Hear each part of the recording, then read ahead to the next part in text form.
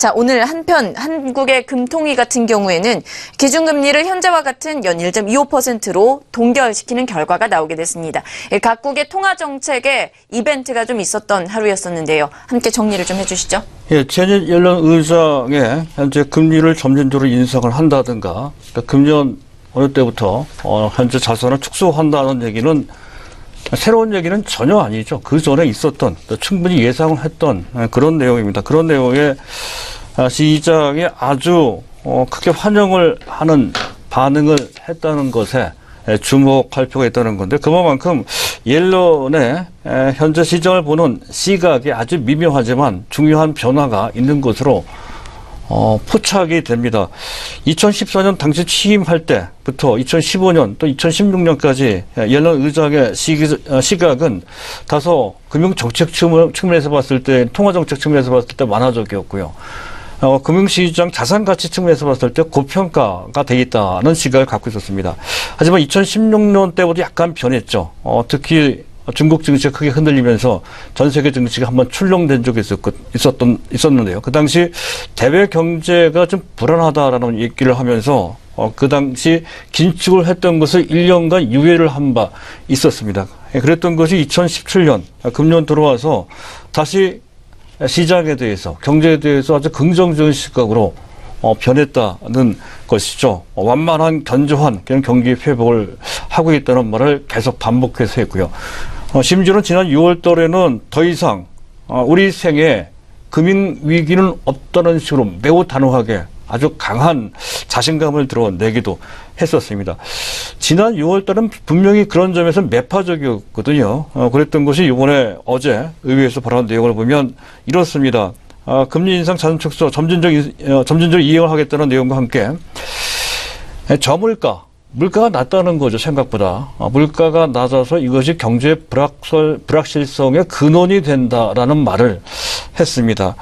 실제로 이 부분과 관련해서 말씀을 드렸었죠. 지난 5월 달입니다.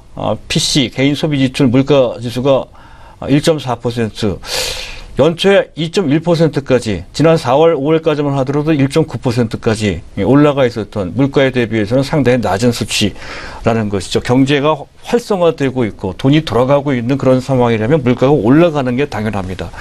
그런 모습이 나타나지 않고 있다는 것이죠.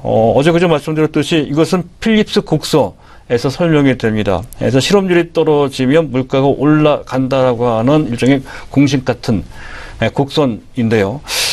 이 필립스 곡선 논리에 제닛 옐런 의장이 상당히 신봉을 하고 있는 상태라는 것이죠. 그래서 그 양반의 경제학자적 시각으로 봤을 때 이 부분은 상당히 수수께끼 같은 상황, 이렇게 보는 것 같습니다. 그래서 필립스 곡선 방식에 이탈하는 이 부분을 좀 현재 경계를 해야 된다는 그런 논조로 얘기를 한 것 같고요. 바로 그런 것 때문에 지금 현재 긴축 기조가 너무 강해서는 안 된다 하는 뜻을 현재 애둘러서 강력히 표시한 것이다, 이렇게 판단을 할 수가 있습니다. 2월 달까지는 강력히 매파였다가 7월 달에 다시 비둘기파로 전환을 했다라고 하는 배경이 깔려 있는 것이죠. 바로 그 부분 때문에 미국 증시가 그렇게 크게 화답을 한 것으로, 또 우리 증시도 거기에 같이 화답을 했죠. 그래서 그런 식의 상황이 나온 것으로 판단이 되고요.